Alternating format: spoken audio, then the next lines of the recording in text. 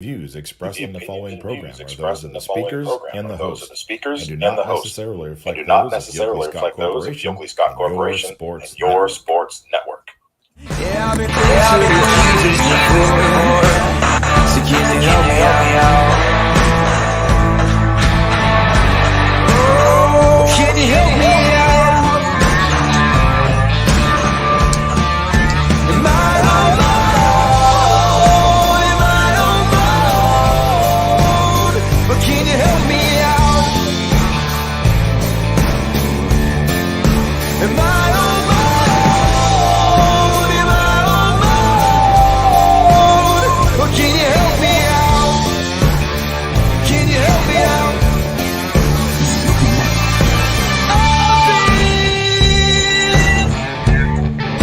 Scared to look in my soul. I've been afraid I would follow the road. Afraid of the things I've been told.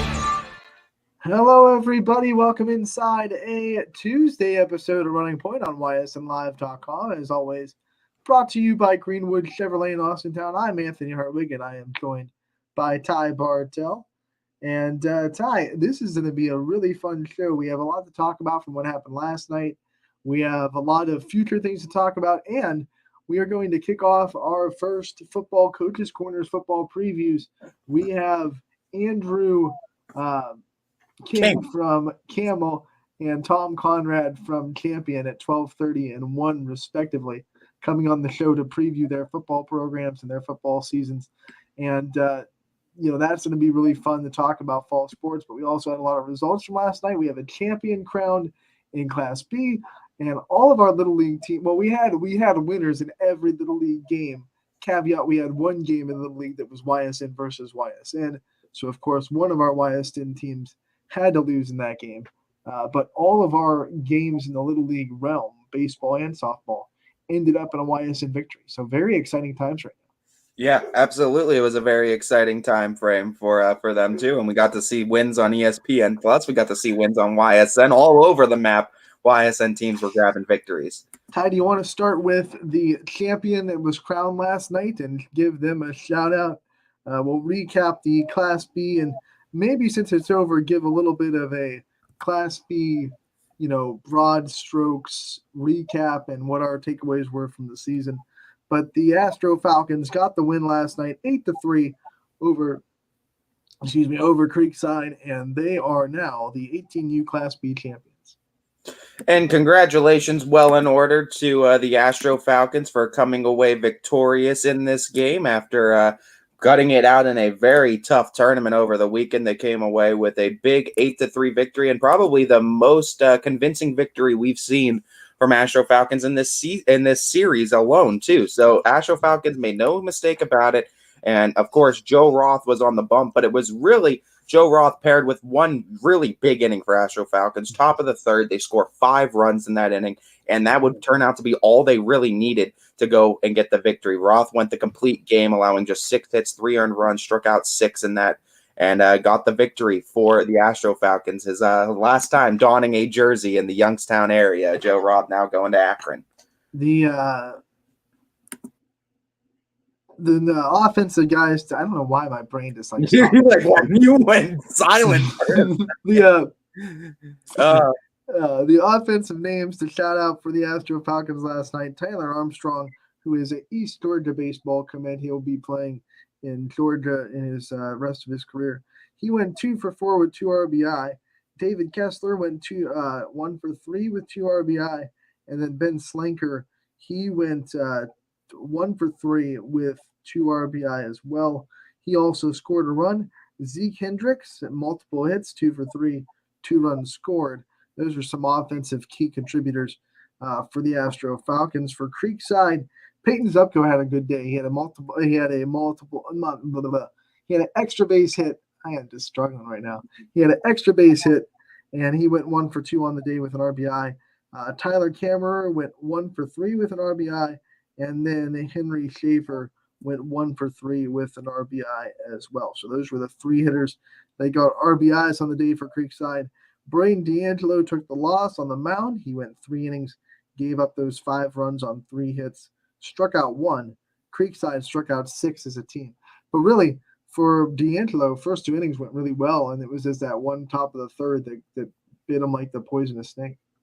The huge thing we saw too, and I think I'll point out the major difference I saw. Astro Falcons drew 8 walks again, which has been a theme in this series that Creekside hasn't been able to get over. Joe Roth in his complete game though did not walk a single batter too, just allowed the 6 hits, so forced Creekside to earn their way on with the bat and didn't give any free passes. When you do that, you give teams great chances to win. Roth showed that last night, and again, with the entire Astro lineup getting 8 walks as a team, every single Astro batter, whether they got a hit or not, reached base safely at least one time. You know, Ty, as we kind of look at this season and a recap, and it's kind of counterintuitive because the final 2 teams are kind of the ones that everyone expects. It's Creekside Astro Falcons. It's been that way for a couple of years now. You know, that rivalry is strong and well, and those are the 2 teams that ended up in the championship series. But not necessarily because they both ran away with the league this year. This was a very parity-driven Class B 18U season, and there were a lot of other teams that were really fighting for the chance to be in that championship series. It just happened to be Creekside and Astro Falcons that made the game-winning type plays down the stretch in that playoffs. But it was a very fun 18U season. It wasn't one that was just dominated by 2 teams. No doubt it wasn't. And I mean, this series, Creekside showed they threw a great shot at Astro. They were able to take a game, but this year's edition of the Astro Falcons was just something different. They had so much talent level pitching wise, different from years we've seen before, because Creekside's been able to take series, if you remember, in this 18U division against Astro before. So, but it was an Astro team that just seemed like a powerhouse, and they were determined from that first game of the season. They were coming into this season, they were running the table, and they were walking away with the championship. And that's exactly what they did. They were focused the whole season, and they didn't waver from that focus at all. That being said, this was an Astro Falcons team that did have a team they really struggled with this season in Nightline. And Creekside beat Nightline out of the semifinals to avoid that matchup. But Nightline gave the Astro Falcons a lot of troubles in the regular season. And if that was the championship series, that would have been one of the storylines. Say this is a team that the Falcons have struggled with all season. So that kind of goes into my last point, that it wasn't a season that was completely dominated by these 2 teams that were just from the jump bound to meet each other in the championship series, which is what has been the case a couple of other seasons. It's been like Creekside Astro Falcons and the rest, right? Yeah. This time, you're starting to see the growth of the other programs, and you're starting to see, the fact that these other programs are starting to kind of become competitive. The Avalanches of the world, even Whiting took a game in 18U from the Astro Falcons this year. And then obviously we know what their 16U team is doing, winning the Class B championship this year down in 16U. So I think you're seeing a lot of growth from the other programs, and Class B in years to come is going to be a lot more evened out and a lot more, how do you say an adjective of parity? Is it paradisical? I don't know.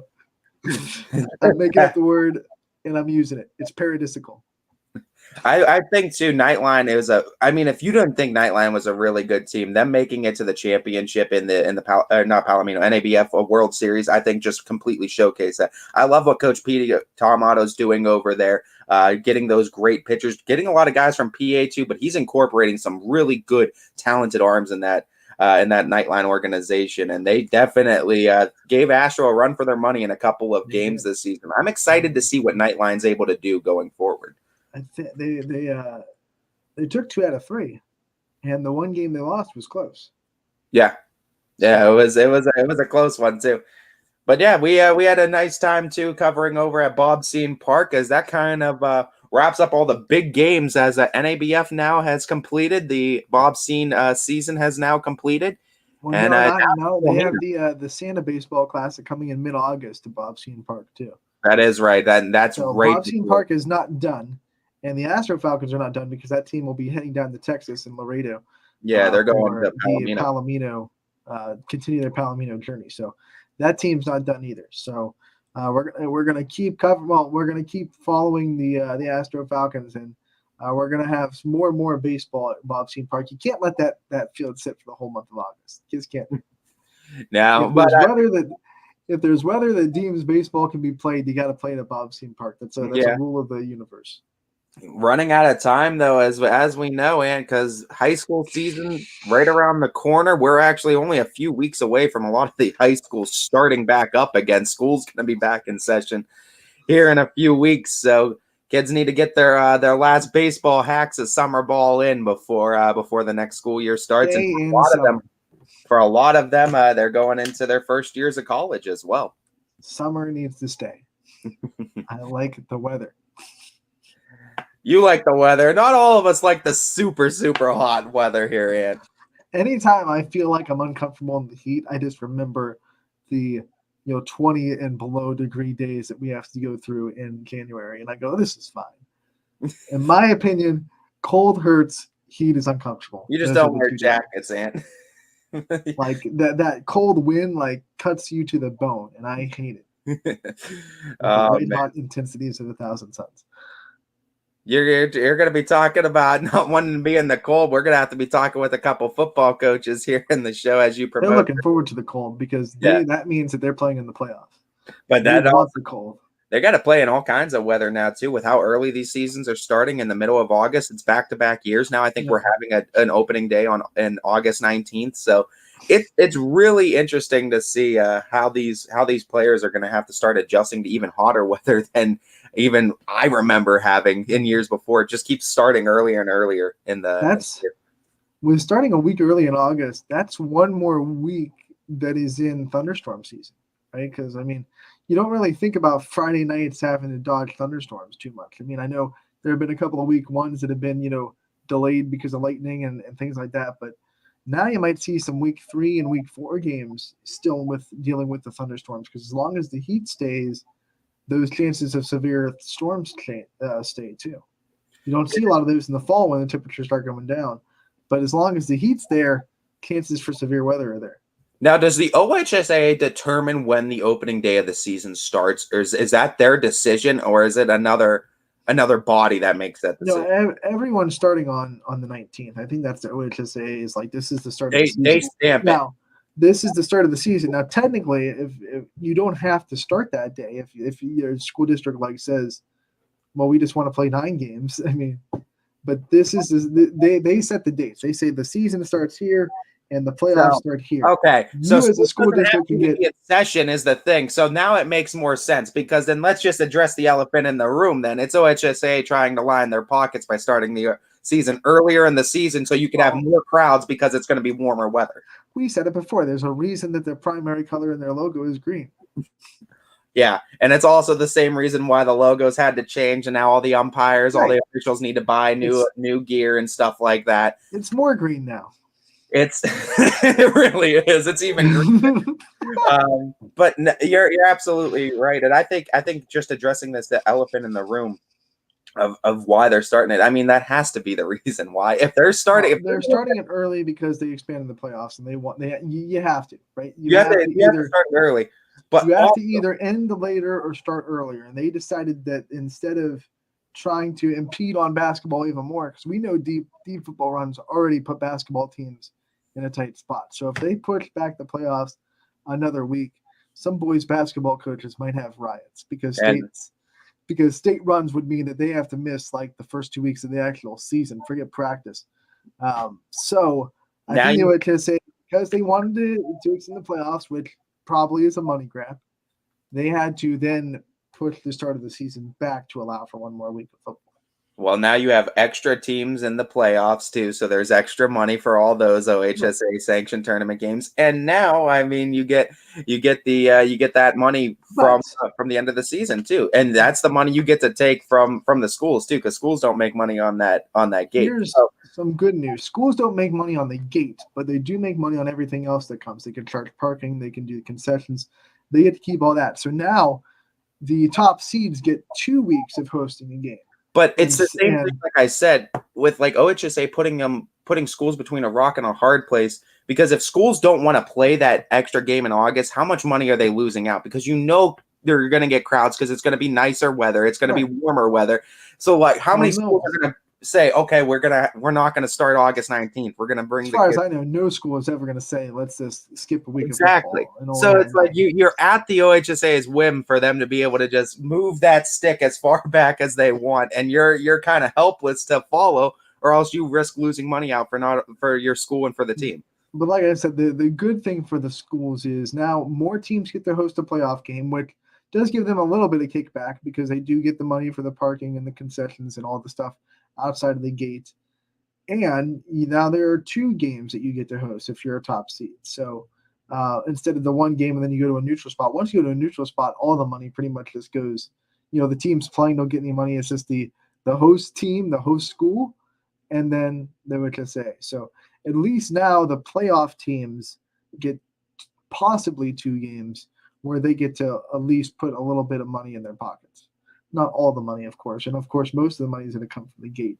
But at least they get some of the stuff that they can. Yeah, I was gonna say let's be truthful on where a lot of that money's going. Oh yeah, we know. But Ty, we have to recap the rest of the action last night before we get our coaches on.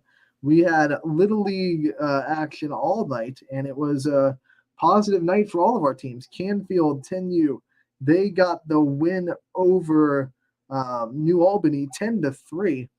And their offense was led by a lot of people. Cameron Koenig, Mason Erjovic, Jake Smith all hit in a really big inning that Canfield had to boost their lead. They scored 6 runs in the second inning, and those players were all responsible for RBIs in that game. They had 7 hits in the game total, and they get the 10-3 win. They will advance into the next round of that losers bracket and still be playing for their lives tonight. Boardman 11U baseball got the win over Avon 12-2. They got things started in the first inning and drew a walk, scoring a run, bases loaded walk. Dom Italiano got the win for Boardman on the mound. He went 1 2/3 innings, gave up 1 run on 4 hits. Let's see. Michael Vass threw 2 2/3 out of the bullpen for Boardman. 14 hits in the offensive game for Boardman.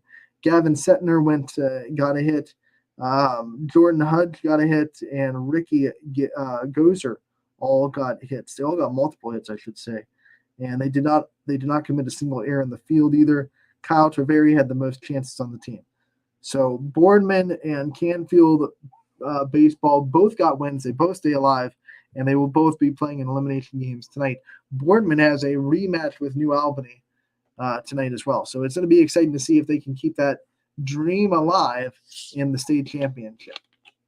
a lot of big wins for a lot of local teams too, and we love to see it. It was a really good night, honestly, all around YSN teams, and these were 2 more that got some big wins too, and they, like you said, kept hope alive in their state tournament run. So now we'll move to softball, where we had, just like baseball, we had 2 games going on last night.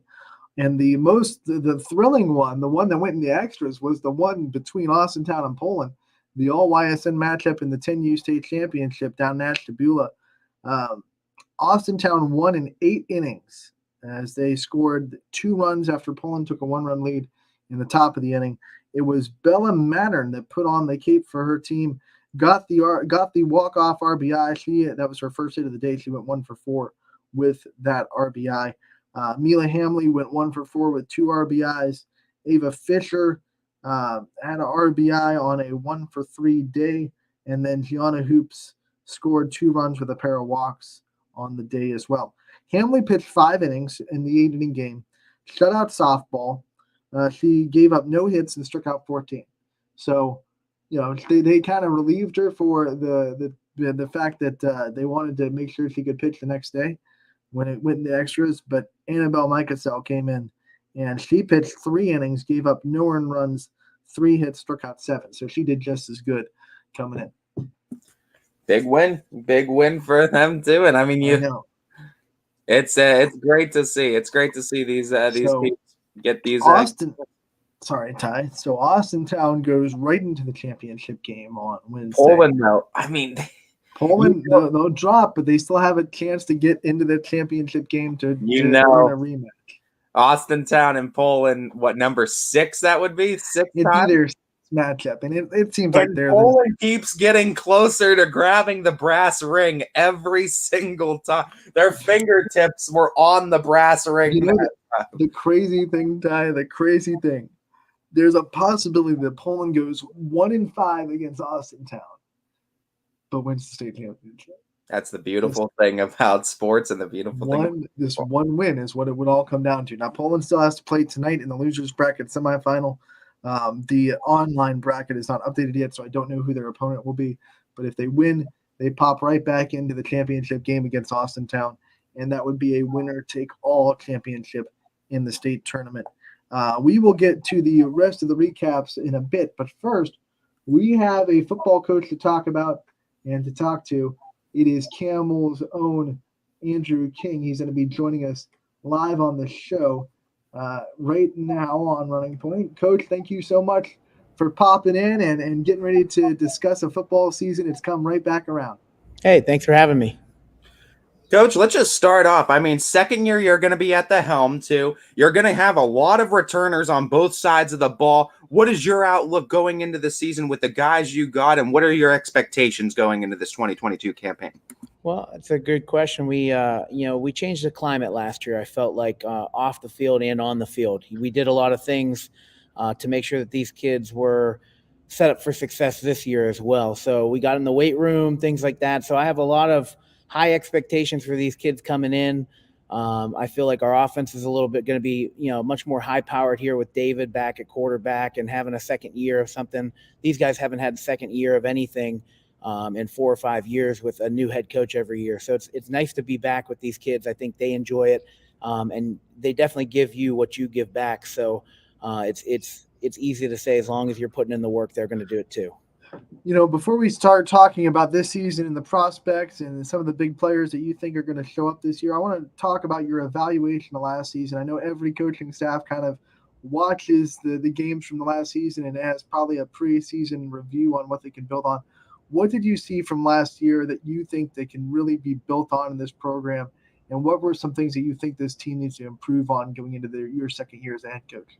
Well, last year we switched what they're used to. They're used to a zone, and offensively they were used to zone, and we switched a little bit more to a gap scheme concept. And I noticed looking back at the film, we were one block, maybe 2 blocks at times away from really springing out some big runs and changing the games up a little bit here. So fixing up those little mistakes, and it seemed to be somebody different every single time. With young guys there, you expect that on the offensive line.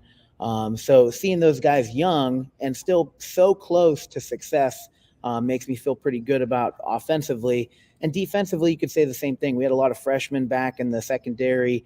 Our D linemen, weren't used to maybe reading a little bit more than they do now. And so I feel like with that second year coming in, looking back at last year, we were a year away from really, I guess, toning up what we needed to tone up. There's some big names that are returning on this team too. Obviously, Malichi Taylor, one of them. Mike Mazzaros, Danny Mitchell, some big names. What are your thoughts on these names returning? I know you've been pretty high on some of these guys coming back, especially guys like Malichi Taylor on defense. Yeah, Taylor's call him Kai.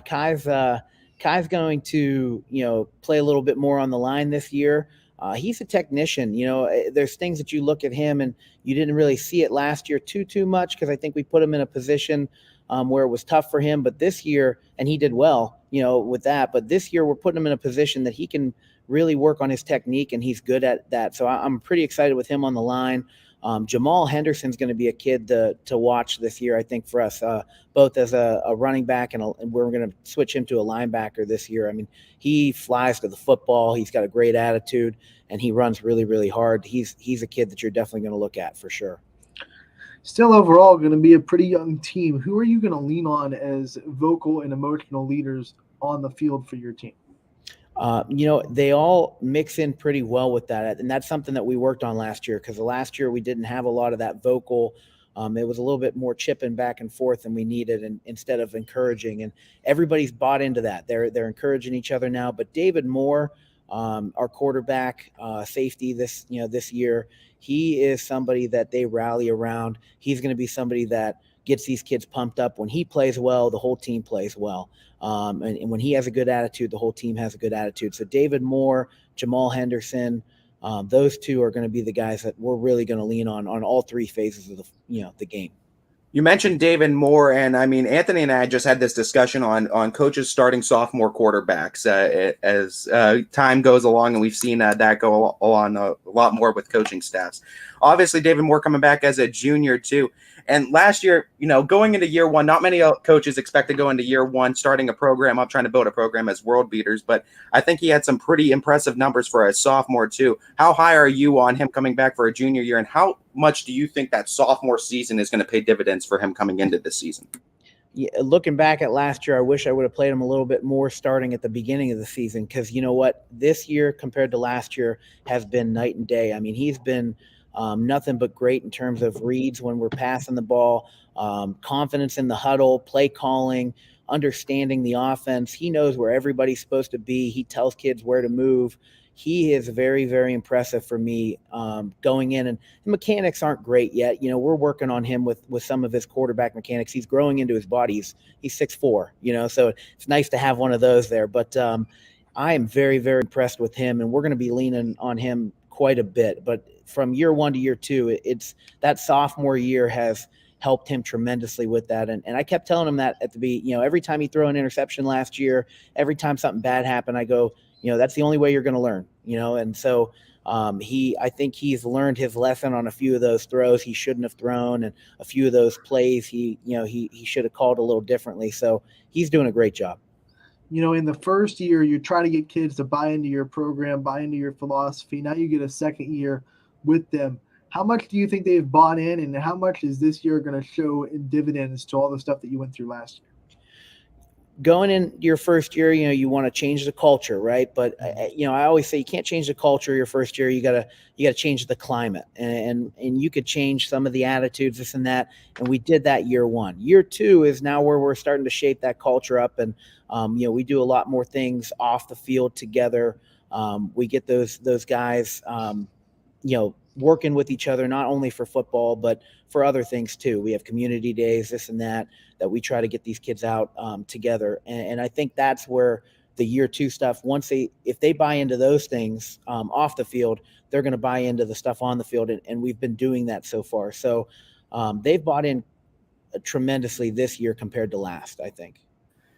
The way the season starts too, you start with the team you ended with last season in the Valley Christian Eagles. So you open up at home August 19th. Give us a little bit of a preview of this game, what you're expecting from this, and how Camel's going to need to flood home field on August 19th. Yeah, it's cool because they use our field for their games too. So it's kind of a home game for both of us, but I always joke that that's not their home, it's our home kind of thing. But they're going to be a good football team. Coach Hake is an amazing coach. I know he's going to have those guys ready. There's a few Camel guys on that team, so our kids know those guys. And we're gonna need to be perfect on all three phases. Last year, special teams kind of got us out of that game a little bit with a botched punt into a touchdown to make it 8-0. And I think if we clean those things up and we just stay true to what we can be good at with our kids, I think we're going to be coming out victorious. This community saw a little bit of taste of success in the school system over the last sports season, and they start to get more and more excited. They're more casual fans in Camel now. Talk about the community for Friday nights and what it's like to see a packed Camel football stadium, and how much this community really supports this football team. It's pretty awesome to see. Growing up, I played at Poland, so I got to play here. When it was grass field and the stands were different, and it was no turf or anything. And you got to see it as a player. It was pretty exciting. As a coach, it's great to look back there and kind of see how good of a support system you have, especially those first couple games. We got a little bit of an older group in Camel too, and when the older group and younger group both come in, it's a pretty packed stadium over here, and I think it's the best stadium in the area. So it's pretty nice to see a packed stadium there, and the support from the community is fantastic. I mean, we have bars and churches and everything here that donate food and donate this and camp gear and stuff like that for our kids. And I think the basketball season helped out a whole bunch with the football season too, with them being so successful. I have a lot of those kids on this team. So they rally around these kids, especially when the kids are excited. It gets back to that old 80s and 90s kind of concept with Camel, you know? Fred Moots wishing you the best of luck in our comments section. He's one of your big fans. What is something that Coach King would what's some advice, I guess, that Coach King would give player Andrew King? Every coach is going to say, you could put in more. You could put in more. I felt like I left it all on the field, but you can always put in more. Mentally, you feel like you can't handle it, but physically you can. So you just got to fight past that mental aspect. All right, now as we kind of venture into the August months and shifting gears into preparing for week one, what are some things that you're going to focus on in the last couple of weeks of practice and getting ready for that week one game? We have pretty much our offense and defense kind of things put in that we want. It's gearing up to specialize what we do. We always condense down. I don't want to overload these kids. So we're going to focus on being technicians at what we're good at. Making it simple for these guys, and we're going to focus a lot on special teams because, like I said, last year I feel like special teams was something that we needed a jump start on, and we didn't have. So special teams, making sure that we're in the right spot offensively and defensively, and everything will fall into place from there. The gray side of this MVAC, no doubt, has been a tough conference the last few years. But of course, we know LeBray's lost a bit, Garfield's lost a bit, but we still expect it to be tough. What's your outlook on the conference and the competition levels you expect from it this year? It's always a big competition. Even when Crestview's down, they're not really down. In my opinion, LeBray same way. Garfield is always a competitor in the tournament. Brookfield's going to be good this year too. There's a lot of them that are going to be good. So even though they're down, I don't feel like they're down. And also, we're one of the smallest schools in this tier, which I love the underdog effect of that. We might only have 35 kids, 38 kids coming out for football, but we're going to play as hard as we can, and we're going to make sure that you remember that you played Camel on a Saturday morning. You're going to remember we played them on Friday night, kind of thing. All right, Coach, before I let you go, I want to ask what your favorite thing so far has been about coaching these kids, and what makes you so happy that you're coming back for your second year? These kids are really special. These kids work so hard on and off the field. There's a lot of kids that have to support their families. They go and work after football. They come early or they work early and then come to football. So the hardworking mentality of these kids is what is my favorite part. I love seeing that in young kids today. It's hard to find that. And just translating that into the football aspect too, with everything else on their mind. I find that to be the biggest challenge, but also the biggest reward. So that's my favorite thing. Coach, we also want to give you the opportunity before we let you go to shout out your assistants and other big names in that Camel Memorial football program that make it go. Sure. We have Isaiah Flores is going to be a wide receiver corner for us. He's going to be a player. He's going to be a little stud. We have a couple young guys too, Mikey Mazzaros. Offensive line wise, there's a lot of guys back. Jordan Gore, Matt Korzinski, Brandon Applegate. Those are all offensive line guys. And if they're working hard, then we're doing a good job there. Same thing on the defense. A lot of those guys plays defense as well. We got some great kids. Defense, coaching staff wise, I have Coach Rick D'Annunzio. He's my defensive coordinator. He was there with me at Poland as well. He is amazing to have on staff, as well as everybody else. Steve Horvath is a Camel guy. James Schaefer is a Camel guy. Elijah McCaskill. Coach Steve Hunt has coached for years at Hubbard and here. He's all in with these kids and amazing. I have Coach Julia from Latonia helping me out this year too. He's going to be an amazing help, on Friday nights and just an offensive mind that's great. State championship winner you can't beat. So, Coach, thank you so much for taking the time to join us, giving us a little bit of a preview of Camel football. We wish you the best of luck, and we know that as the season goes on, we'll talk to you again real soon. Yeah, thank you guys very much. Anytime you need something, give me a holler. You got it, Coach. Thank you. Bye-bye. Coach Andrew King of Camel football joining us on Running Point, and he is officially the first football interview of the long season. And here we go. Fall Heck, football previews have started. heck of a way to start it off. And I tell you what, looking at this Red Devils season, yeah, they had their struggles early on, but that Week 9 game last year, it was a 34-20 victory for Lowville over Camel, and that was the game I feel like that really opened my eyes with this Red Devils team, that of what they can be, holding a dynamic offense like that to a close game. I think Camel is going to be able to surprise some people in what they've improved on this year. And I think really we talked about that sophomore quarterback going into junior year, getting some of those starts last year and getting that playing time that David Moore did. I think it's going to pay huge dividends going for him in this junior campaign. He talked about a little bit. One of the things that's exciting about Camel football is that a lot of the things that went wrong, not all the things, a lot of things that they struggled with last year and things that made them lose games were self-inflicted. They were, not being in the right spot for blocking, not being in the right spot on defense, or missing an assignment, things like that. That can be fixed with another year of experience, right? That can be fixed in the lab. It wasn't like every week they went out, they were completely outpowered and they had no chance of winning the game. I tell you what, Camel doesn't have an athleticism problem. I know. It wasn't that at all. So the fact that these problems can be fixed and they can be addressed should always make you excited for a team that's getting an extra year of experience. A lot of guys coming back, and the problems last year were they were just not good enough to be on the field. They were just missing a couple of, football IQ moments, blocking schemes, things like that with a year under their belt. And he also brought it up. Consistency in the coaching staff can help establish that. So he's coming back for his second year, and for a long time before him, it was a carousel of coaches, and it's hard to build a program like that. Coach Aaron Gilbert from Garfield says it best too. How are you going to build a program if you don't have consistency in the coaching staff? I mean, and that's the biggest thing, is just having consistency in a scheme that you can kind of follow on from year one to year two, and it's not a complete overhaul or a change of mindset. It's a lot to throw at these kids, and like he also said, these kids are also working jobs. They're doing other things. They're active in other things as well. So to throw different football schemes and different offenses, it's a game that you need a lot of knowledge and you need to do a lot of study time in. And if you're doing that, constant scheme changes, it's going to be tough on kids to follow along. Not to mention they have one of the most beautiful fields in. Oh my God.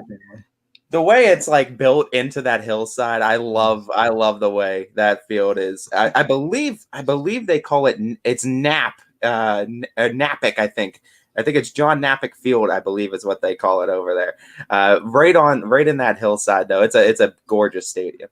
And it's a hidden gem in Soup City. So if you have a chance to go out and see a football game there this year, you better get out, because the Red Devils are going to be exciting, and they're going to have one more year of experience under their belt. And they might just throw a monkey wrench into that whole MVAC scheme.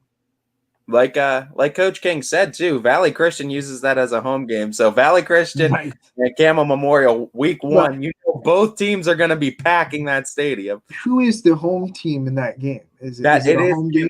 Camel is classified as the home team in that game. Who is? I was Camel. Okay. Camel. Okay. Camel, and then they follow up with Lowville August 26th, and Camel Lowville. We already know that's the Battle of the Mahoning River right there. That's Lowville Camel. So those are two big games back to back. An MVAC game, but opposite tiers, so it will be a non-conference game. Yeah, and it's one of their 3 non-conference games, and I think they play their 3 non-conference games in the beginning of the season. I think that's how they did Most it last teams year. do. Most teams get them out of the way and then go right into conference. Yeah, because their third game is at East Palestine, so that would make sense, and then they go right into the grade tier. But hey, I tell you what, at Camel too, that Lowville game should be interesting. 34-20 was the game last year, and Lowville won it. But year 2 for Camel for a lot of these starters, it's going to be interesting. We aren't done with our football interviews for the day. We have Coach Tom Conrad. I almost said Tom Conrad.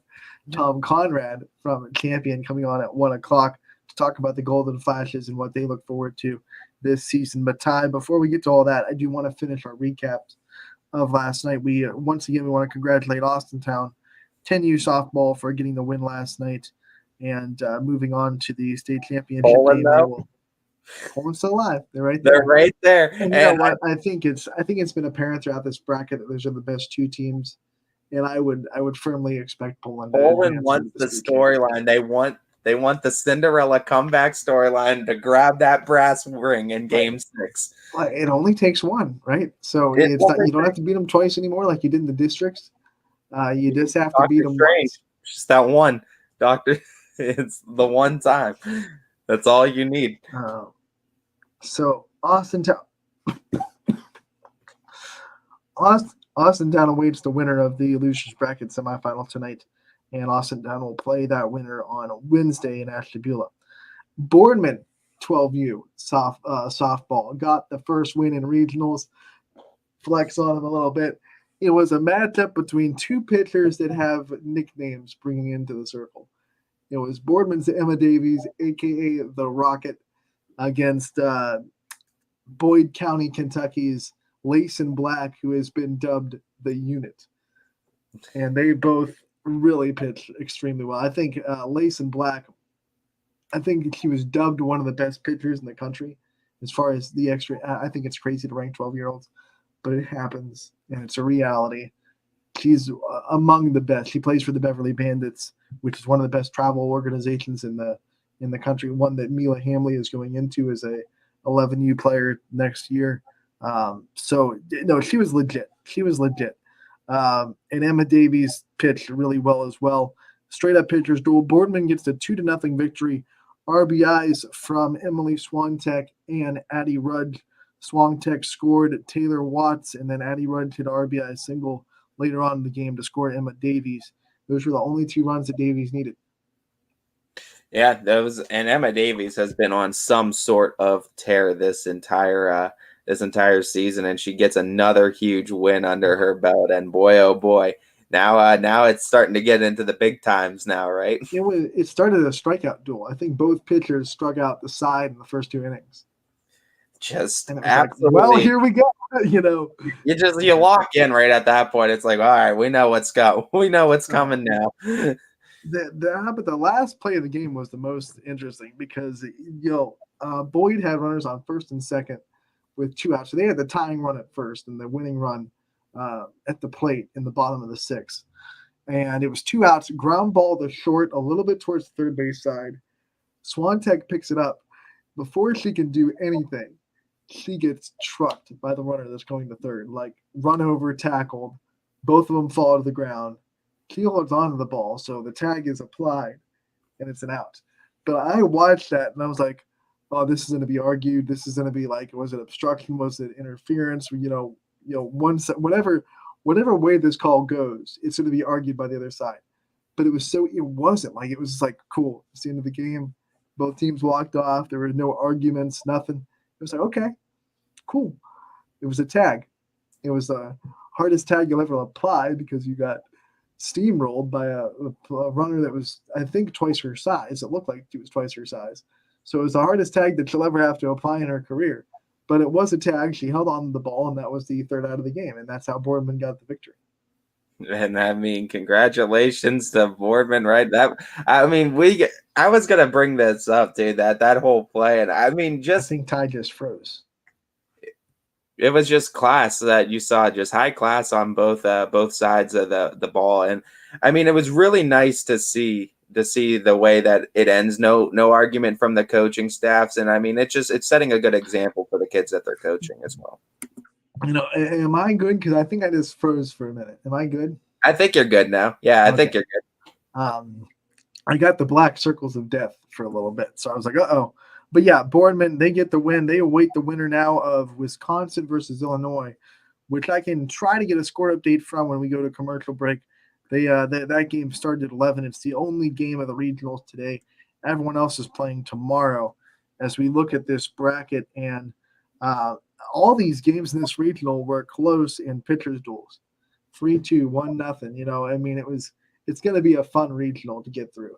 But Boardman awaits the winner now of Wisconsin versus Illinois, which is going on as we speak.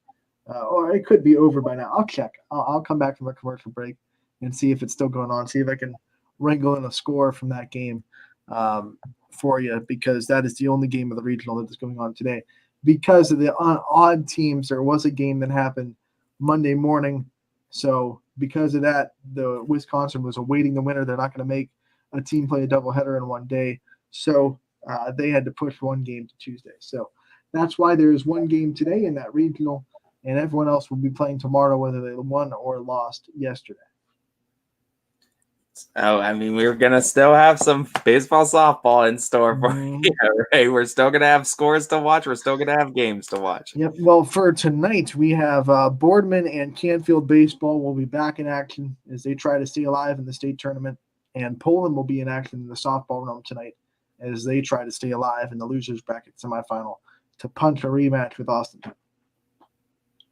And I mean, Poland's just trying to get right back to that stage one more time, right? There's one more possible matchup. You can't even, what is it? It's a trilogy for 3. What do you call it? It's a 6-part. It's just a series. It's a saga. It's Star Wars is what it is. Yeah, like we're on a saga. Episode 6, Return of the Bulldogs. Here it comes. Oh, there you go. The Return of the Bulldogs. They get a win. You could call it the Revenge of the Bulldogs then. Interesting thing. Originally, Return of the Jedi was going to be called Revenge of the Jedi because the execs at 20th Century Fox thought Return of the Jedi wasn't poignant enough, wasn't like impactful enough.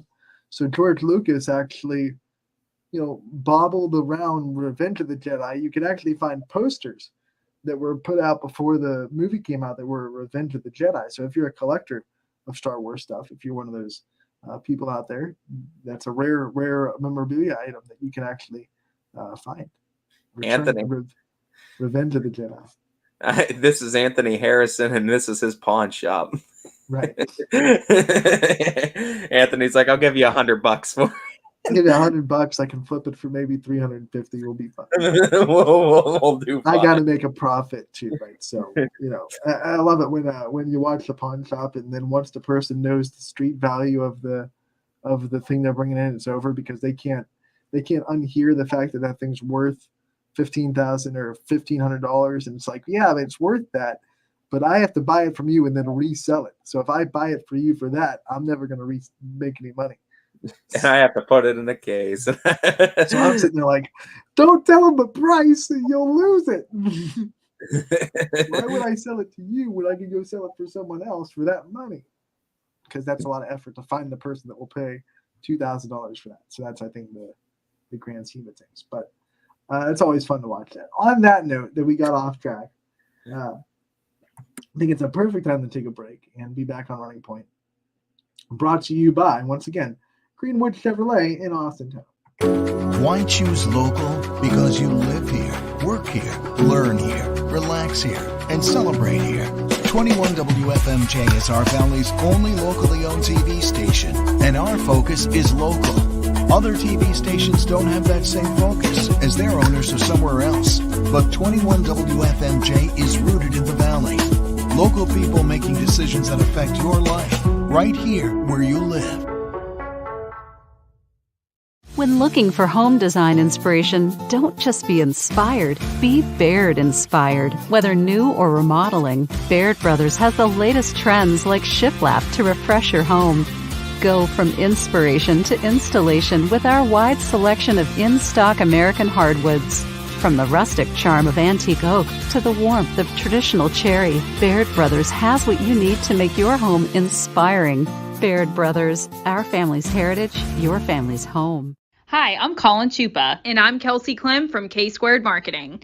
Our boutique marketing firm specializes in media planning and buying, public relations, event marketing strategies, and strategic sponsorships. We can integrate our services with your existing game plan, or we can be your entire marketing team. Your goals, our game plan. Let's win together. Call K-Squared Marketing at 330-623-2730 or visit ksquared.marketing to learn more. Change. This one word can make you break out in a cold sweat. But with change comes wisdom, experience, and understanding. At Myers Family Insurance, we can help make changes in Medicare, insurance, and retirement a positive experience for you and your family. We've gone through changes, like our new office and new faces to help our family of clients too. For all your Medicare needs, call Myers Family Insurance. Check us out online at myersfamilyins.com or find us on Facebook. Jimmy Sudman here, director of Isle, Purple Cat, and Golden String. We are happy to support YSN and two of my favorite people, Scotty Mincher and Super Dave O'Malley. We are an agency that provides services for adults with disabilities. We infuse humor, passion, and joy into their lives. If you know of any folks with disabilities that need our assistance, please contact us.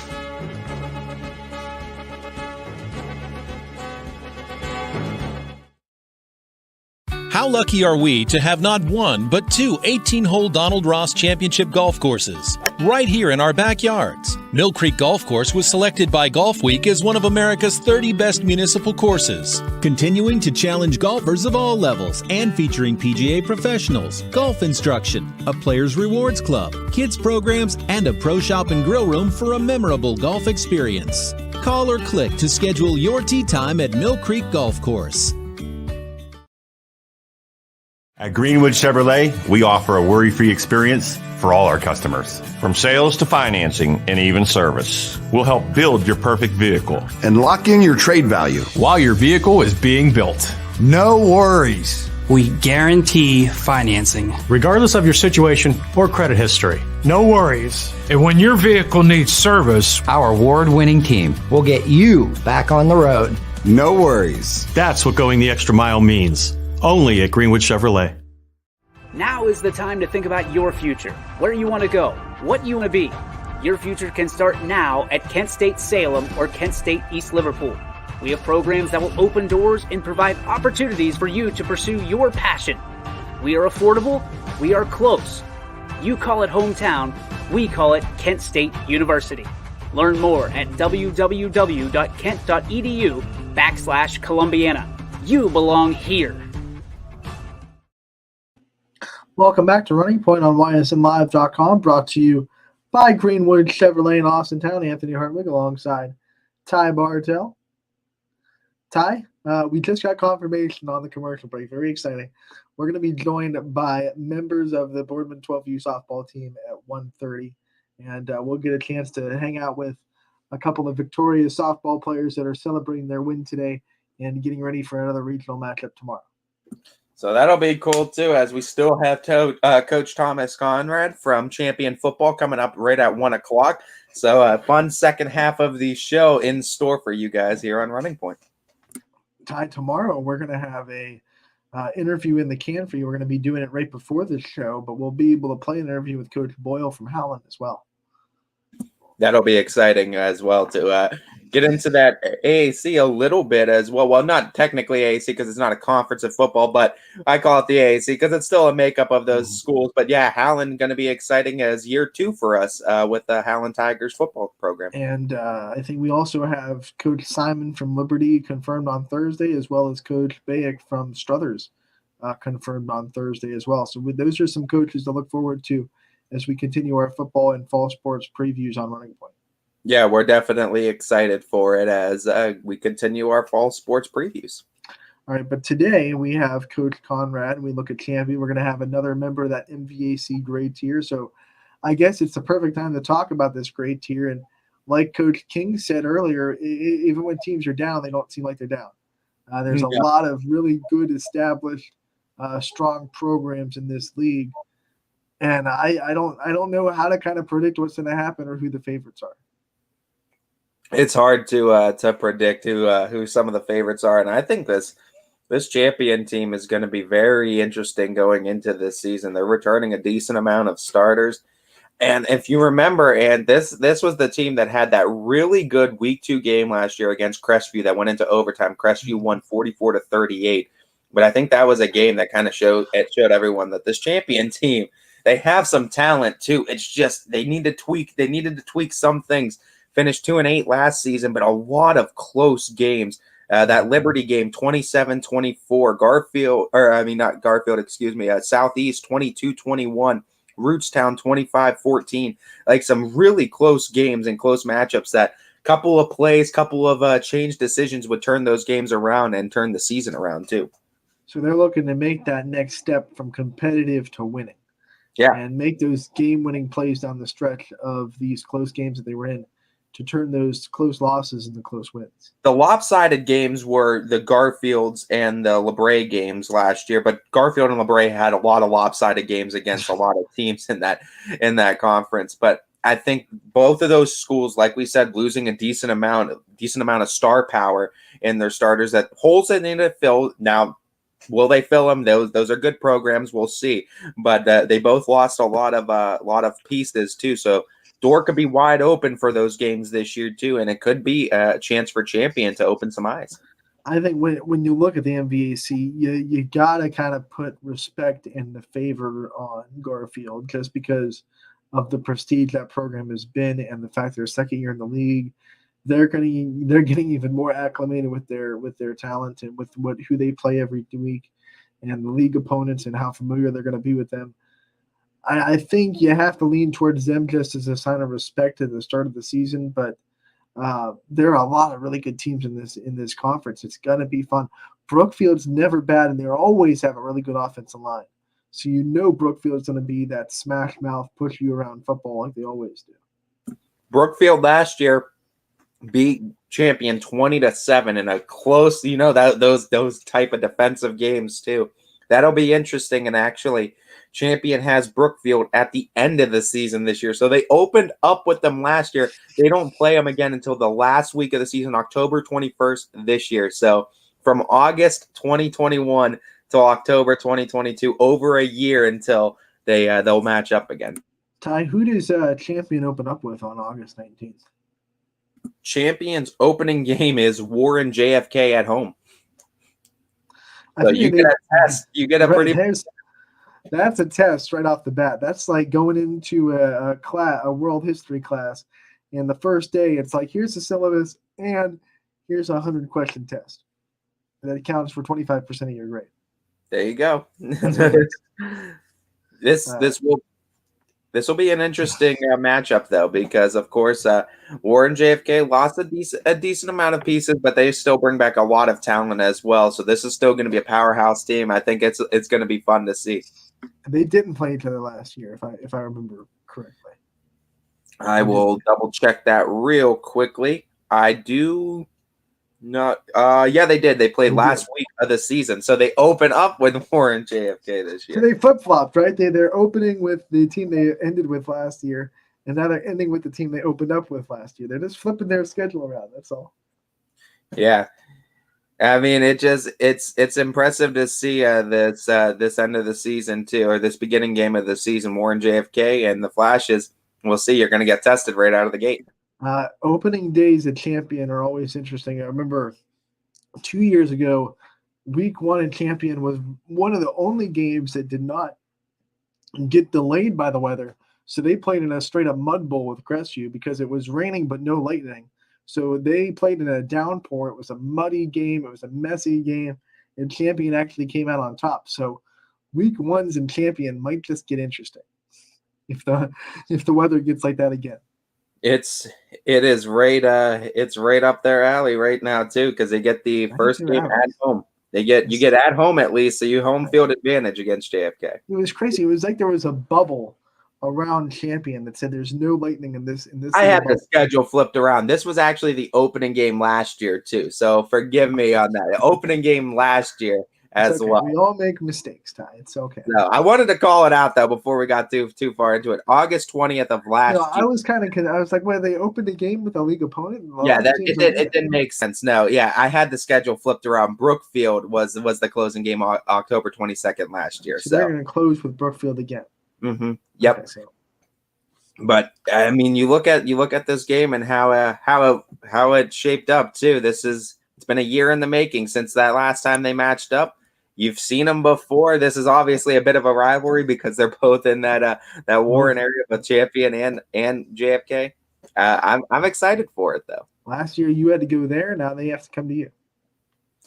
Yeah, it should be fun. Actually, I think that at least on Max Preps, take it for what it's worth. Champion was listed as the home team last year too. So I don't know, JFK. Just maybe they feel like a little bit Tom Brady, when it could just be because JFK uses, I think, Mollenkopf Stadium a lot too. So it might just be scheduling issues. Mollenkopf the Raiders of Warren Harding might have 6 home games, and JFK's might only be able to get in there 4 weeks.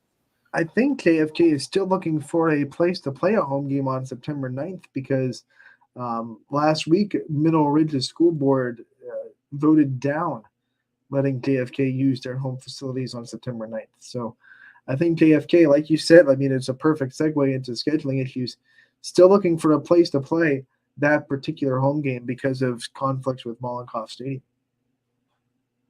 So, I mean, and it's still in the area too. It's not a far travel at all for No, I don't think so. JFK. I think Warren to Warren is about a 5-minute drive. Warren to Warren. Yeah. So I think I don't think they're complaining too much that the game's still pretty close to home. To go back to that 2 years ago, I felt like there was a little bubble around Champion that said, because it was like the only game, or maybe there were 2, but there were not too many games that were not delayed by lightning. But it was like there's this little bubble in Champion that no lightning really came into. And they played in the pouring rain, and it was messy, and it was sloppy, and it was a Champion victory that Crestview went on and never lost a game after that because they were so mad about losing the Champion. The game they felt like they should have won. They went and then the next year it was an overtime win for Crestview. So they got some revenge. These 2 teams have been battling a lot. Let's circle that game on when do they play each other this season? The Flashes were the lightning bolts on the field that season. They didn't need any lightning in the sky. They were the Lightning. This season, they are scheduled to play Crestview October 14th at home. That's pretty late in the season, so we'll have to circle that one. Last week, that's week 9 of the season, and we'll talk about the Flashes with Coach Conrad from Champion Football. Coach, thank you so much for joining us. How are we doing today? Good, man. How about you guys? How you guys doing? We're doing good. We're getting ready for football, and there's no more exciting feeling than that. I know. I hear you. It's right around the corner. I'm excited, and I can't wait to get rolling here. I can't wait for the season to start. Get the Champion colors donned on there for you. There we go. Some purple. What do you think? You think dark? I think that's a good shade of purple right there. I like that. I like that dark, deep purple. That's what we're going with. All right. Well, Coach says good. We're good. We're good. Coach, we were talking about it, Anthony and I, were the last season, and just how things really shaped up for Champion. And it's exciting going into it because it's your second year at the helm. You've always kind of said tough people win. How do you feel that's going to be exemplified on the field with Champion this year? Well, I think that's our mentality, and that's kind of how we do everything. We say tough people win every day. So it's a part of our culture. It's a part of our identity, and it's who we are. We believe that the game of football honors toughness. So it would be silly not to try to instill the sense and the idea of being tough just as a program. And for us, that means mentally tough, being able to go through the grind and being able to do everything that's required to be successful. But also being tough on the field and playing tough and weathering the storm, so to speak, taking on the adversity and being tough enough as a team to stay together when that happens and finish off football games. Last year was it was different, on a lot of fronts. Still had a little bit of the COVID thing going on, and new coaching staff, and we added a bunch of new players. So it really took us a couple of weeks going into the season to really find our identity and what we were. I think week 3 against Southeast, we lined up in the single wing, like we were going to run the single wing, and then we shifted to 5 wide empty, and that kind of became our identity. So I'm not afraid to throw the ball. I think it's fun. The kids love it. The community loves it. I think this year, we need to have a focus on being a little bit more balanced and being able to run the football more effectively and more efficiently. So that's what we're practicing right now. That's what we're working on. But that's, the tough people win. That's the kind of program the kids want to build. That's the kind of mentality we want to have. And it's a part of our culture. We say be elite, and tough people win becomes part of be elite. And I kind of stole some of this from PJ Fleck at Minnesota, but we tell our kids we want to have a Necton mentality with a Prefontaine pace. with a Farmers Alliance. We want to be a Necton, a Sharks and Necton, never be satisfied, always hungry, never full, never satisfied. Everything we do, we want to play fast. We want to play the game fast on Friday. We want to practice fast. We want to do everything with tempo and energy. And then we want to have a Farmers Alliance. We want to love each other. We want to form a true brotherhood, be a true family in that locker room, So all those things kind of tie together, and it's awesome to see the kids buy into it in year 2. Coach, let's talk about Joey Fell too as a returner this year. I mean, 1,500 passing yards, over 1,000 rushing yards, 12 touchdowns in both categories. He's dynamite too. How excited are you to return him, and how excited for you to be a second-year coach to have him as a second-year starter now? Well, I think I'm fortunate to have a kid like Joey on the team and be the signal caller. He's just phenomenal. He's a great leader. I mean, heck, when we're running off the field at the end of practice, he's the first one leading the team up there. I mean, he's running to the locker room after practice. That's just the kind of kid he is. He's not a real verbal leader, but he leads by example. So when you have a guy like that out there on a Friday night, he kind of just puts the team on his shoulders a little bit and says, follow my lead. And that's great to see. And all of his teammates love him. I mean, he's just a great kid.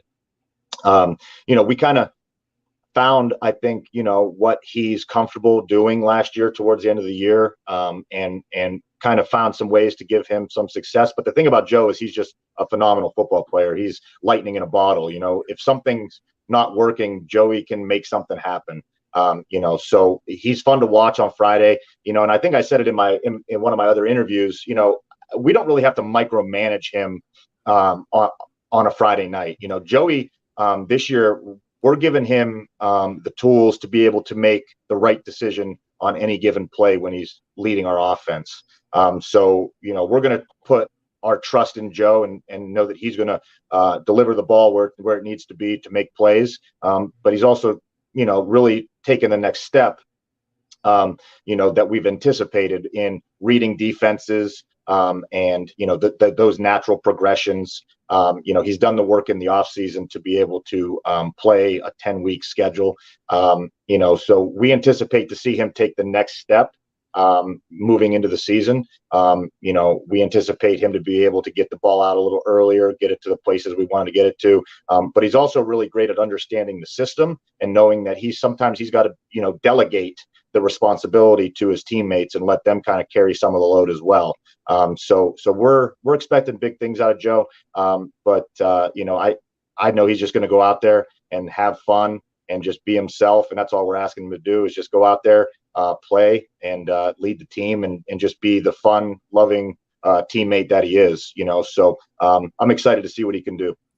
Coach, when you look at the rest of this roster, who are some other players that you're going to lean on, not just to lead statistically, but lead vocally and lead emotionally in this season? I think up front, it starts with Ethan Ray. He's our center. He really came into his own in the offseason. He's really been a great leader for us in the offseason, holding people accountable, teammates accountable. I mean, even holding coaches accountable, making sure that we're on top of our game and doing what we need to do to make sure we're putting them in the position to be successful.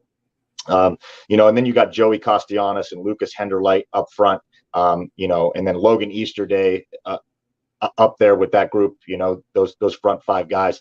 So those guys are tremendous leaders. They do everything right. They're great in school academically. They show up to every single workout. They really bust their butts and work hard when they're on the field. And they make sure that we're living by our mantra of tough people win, and we're playing with energy and enthusiasm, and we're being excited about being able to play the game. So those guys up front for sure. Then out on the edge, you've got guys like Brett Channel and Nick Vesey. Those guys last year just to see the way that they grew and progressed to become really great football players. We're excited about those guys out on the edge. We think that they have some talent. They're explosive. They're playmakers. So those guys are kind of lead by example guys too. They show up to practice. They're the first ones down there getting extra footballs caught, stuff like that. In the backfield, that's probably our biggest question mark. We graduated Keegan McDermott. We have his brother, Connor McDermott. He's going to be a junior. He's going to get a lot of reps back there in the backfield. Sophomore like Mike Sanders He's going to play in the backfield for us. He's a great leader. He's very, he's a perfectionist. We tell him we don't want perfection, we want improvement. But he wants to be perfect every single down, and he wants his teammates to do that too. So he really pushes those guys back there. Andrew Skeeby's another one that really does a great job. Making sure that we're doing what we're supposed to be doing. He's going to play in the backfield. So those are just a few of the key guys that we have. We have great kids all over the field. We really have great kids at Champion, and they are hungry to be successful and hungry to do what it takes to get there. So, we're real excited about that group of guys. And it's important to note real quick that, within our program, we have a leadership council, and on that leadership council are freshmen, sophomores, juniors, and seniors. So, we'll let them vote on captains, but the leadership council is selected by us as a coaching staff. And these guys get to make key decisions on a weekly basis for their football program. So what we're seeing is these guys are taking ownership of this program. It's their program. Right. It's our job to make sure we get them in positions to be successful. We get them conditioned to be able to play 48 minutes of high school football. But these guys are taking control of the program. It's their program, and they're doing a great job with it. So can't be prouder of those guys. I want to follow up on that, because when you talk about the leadership council that you guys get to pick as a coaching staff, what characteristics do you look for in making that decision, and what kind of things stand out when you decide who's going to be on your leadership council for a program? Sure. That's a great question. I think for me, when I graduated high school, I was I wanted to play college football. And I went to Allegheny College. And the reason I went to Allegheny College, I walked into Coach Matlack's office, and on the whiteboard in his office there, he had four things listed. And it said, priorities of Allegheny football. And I think it was listed faith, family, academics, and then football was fourth. So the first thing we look at is that type of mentality. Right? Are these guys doing what they're supposed to be doing at home? Are they taking care of their schoolwork and being great students, and attacking coursework and schoolwork with the same energy and enthusiasm that they attack football work? And then are they doing the right things in the program? Are they leading by example? Are they coming to every practice? Are they vocal to their teammates and holding those kids accountable? So those are some of the things that we look for, with those guys. I really believe that, as coaches, our job is to produce great people first, good football players second. So we want to put the very best of the best in our program in terms of just their progression as growing into fantastic young men. So that's what we're looking at. And that program has really done a lot of great things for us, in the last 6 to 8 months. So it's a pretty cool program. I didn't come up with it. I stole it. Like every good coach, you steal an idea and you use it and it works. So we're going to continue to do that into this season. Feel like we've been on a theme of teams playing Eagles opening day, but these Eagles that you're going to be playing hail from Warren JFK, and these that's going to be a tough task week one, Coach. What are you saying to the guys, getting them up for the task, and what are we expecting from week one with Warren JFK coming to Champion? Yeah, I truly believe that if you want to build a successful football program, you have to play the best. And John F. Kennedy is one of the best programs in the area. I mean, we all know that. So our guys are excited to go out there and compete, but right now we're just focused on getting, 1% better every day. That's kind of the thing we've been saying the last few days we've been together. Let's get 1% better today. So we're focusing on making sure that we're doing the right things to take care of us first. And we know that the team that's coming to town August 19th is going to be ready to play. They're going to be well coached. They're extremely well coached. They're going to have fire in their bellies. They're going to be ready to rock and roll. They're going to be ready to play. I think our guys are going to be up for the challenge. Last year, that game kind of got out of hand, kind of got away from us a little bit. In week one, you're still figuring out a lot of things about, how to coach the team, and they're figuring out how to play within the things that you're teaching. So, like I said earlier, we anticipate, a much bigger progression, natural progression in the system and everything. But we know that we have our hands full. Kennedy's good. All the coaches talk about how their players have to buy into what they're selling and buy into the program. But what gets under the radar is how much the families have to buy in and how much these parents have to buy into what you're trying to teach their kids. always great families to champion. We know that no matter what sport we're covering. Talk about from your perspective in the football program, how good these families have been and how much you've appreciated them trusting you to coach their kids. Yeah, I mean, it means so much for me, 15 or so years ago, whatever it was, now, my mom and dad were raising me in the community and were supporting the football program. Just for me, I'm so just proud to be at Champion and to be the coach there, just to rekindle some of those relationships with people I may have played with. Right now I'm coaching some of the kids of guys I played with. So that's a really unique dynamic, and it's something that really means a lot to me. But the community's been great, man. When I got the job last year, man, I had so many people reach out and just want to contribute and just help us. Everybody's really, really on board with wanting to build up the program and really create something special here in the community. Just to see the way that, parents come out and support our booster club. They come out and they help us with fundraisers. They come down and ask, hey, what do you need? I mean, we made it through the whole off season. And I mean, I think we never had a week where we didn't have enough peanut butter and jelly and bread and water and stuff in the locker room for these guys to eat before and after workouts. The support's just been tremendous.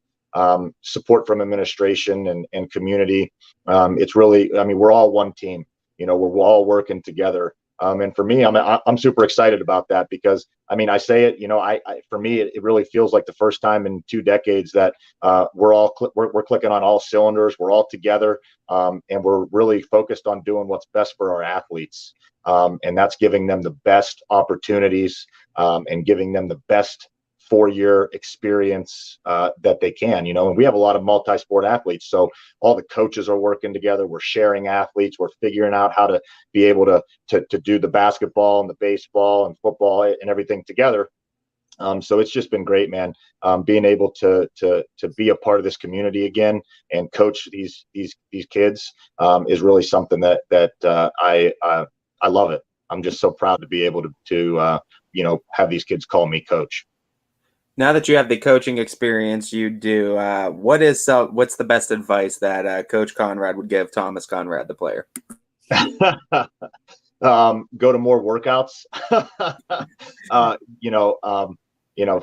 For me, like I didn't really buy into it until I was a senior, and it was too late.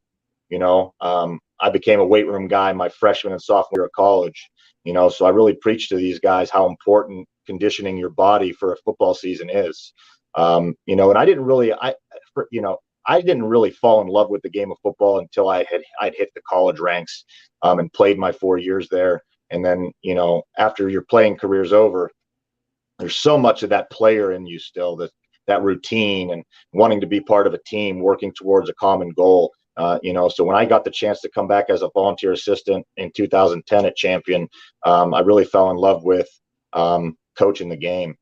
So I think the advice would be, live each day, practice each day like it's your last, because it will be one day, and you don't want to look back and say that you didn't try or attempt something simply because you were scared to do it or you didn't think you could.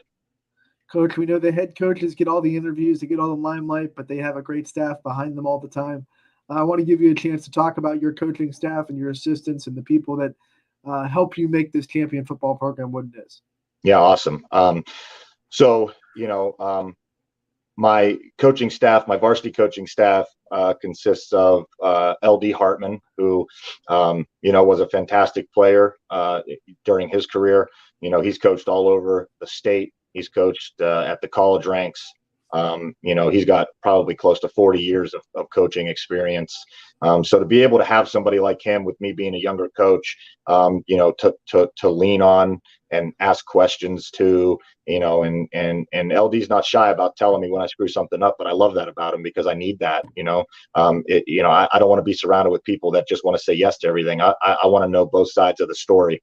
So LD ran our off-season weight program, and he did a fantastic job. These guys are this is the most conditioned football team that I've ever been a part of in any capacity.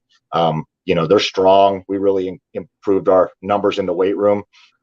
We got guys squatting 550, 600 pounds in the weight room. I mean, that's phenomenal. That goes so far to be able to propel our football team forward. So he's my D coordinator, and he does the off-season weights. Then I have my quarterbacks coach is Jim Naylor.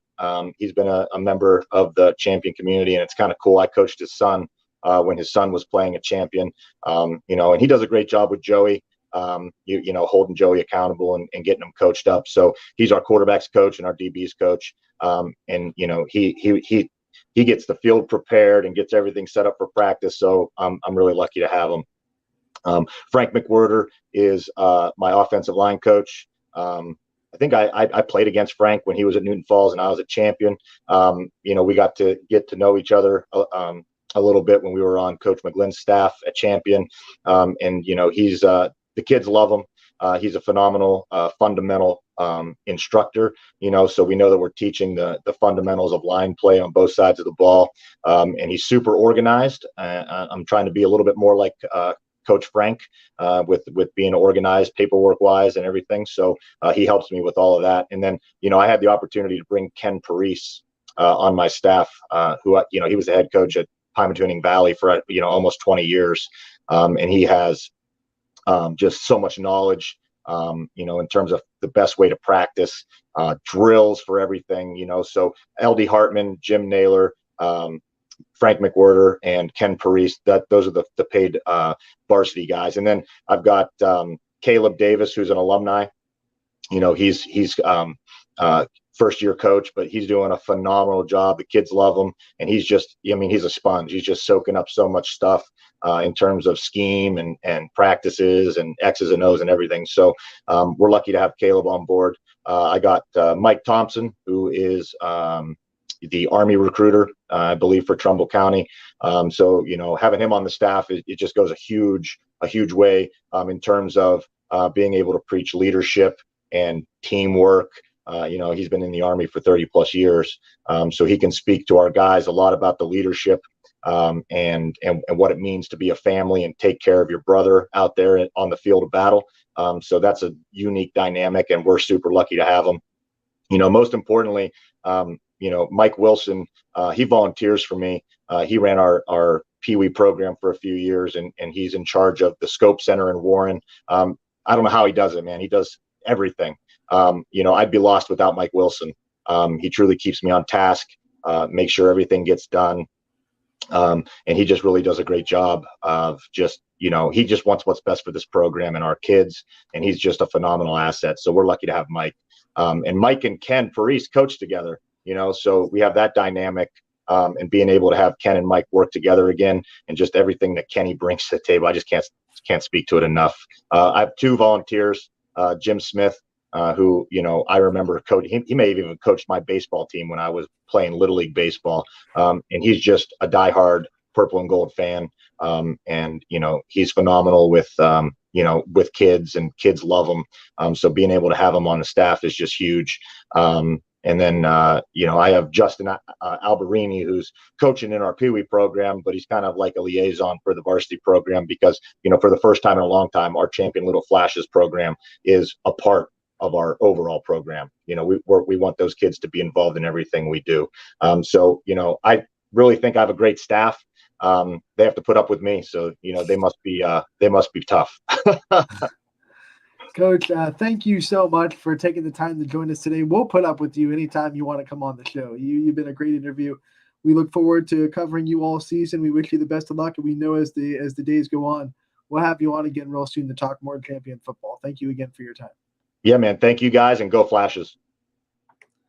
That was Thomas Conrad, the head coach over at Champion, taking the time to talk a little bit of Champion football and give us a good preview of what the Flashes are going to be bringing this season to the football field. And like we said, it's a Flashes team that is right there, and they were on the precipice of a couple of wins last season, and they just need to take that next step and make those a couple of adjustments to win a couple of those games that they fell just short in. So it's going to be really exciting to see what the Flashes can do.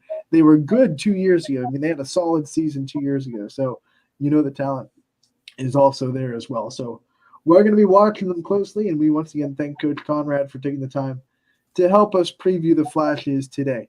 We're going to take a break. When we come back, we should be close to having a couple of members of that Boardman 12U softball team on that is continuing their run into the regional tournament in Indiana. So this is Running Point, brought to you by Greenwood Chevrolet in Austintown. We'll be right back.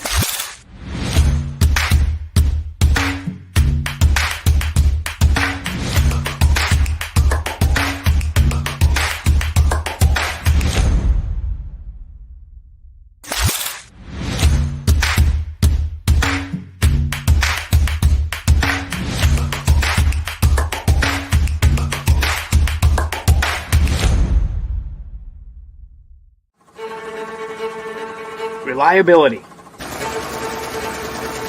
innovation, scale. These three values are those we look forward to in our business and in our team. If you're ready for a reliable employer who looks constantly to think outside the box in big ways, we're ready for you. Apply now. Help us push the envelope and deliver success. Envelope 1. Take that one extra step.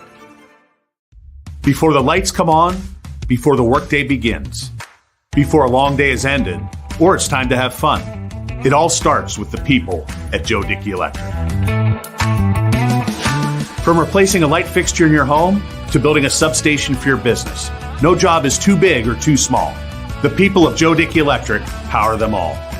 Joe Dickey Electric, over 60 years of powering the Mahoning Valley. You're not waiting to see what the world has in store for you. It's more about what you have in store for the world. All you need is the opportunity. All you need are the resources of a large university and the advantages of a personalized academic setting where you can experience new worlds in the arts and sciences, business, and education and make them your own. We are where you shape your future. We are Youngstown State University and proud. WRS Wealth Advisors, the area's premier wealth and retirement specialists. Located on South Avenue in Boardman. Every customer has a story, and at Greenwood Chevrolet, we are committed to making sure it ends with you in the right vehicle.